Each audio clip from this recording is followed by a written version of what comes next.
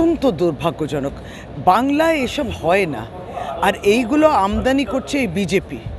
আজকে যদি আপনি শিখকে দেখে বলেন যে সে খালিস্তানি, আপনি মুসলমানকে দেখে যদি বলেন জিহাদি, আপনি যদি আমি জানি না আর অন্যান্য বিভিন্ন ভাষা ধর্মকে দেখে যদি নির্দিষ্টভাবে এটা বলে, যেমন আমরা কেন্দ্র সরকার বিরুদ্ধে বললে আমরা হয়ে যাচ্ছি বাংলা বিরুদ্ধে কিংবা দেশের বিরুদ্ধে, দেশভক্ত, মানে যত দেশভক্তি তাদের মধ্যেই রয়েছে। আর আজকে যে একজন শিখ পুলিশের যে তার ডিউটি করছে, এবং সে যখন ডিউটি করছে তার ধর্ম, নাম, পরিচয়, ভাষা, জাতি কিছু আসে না।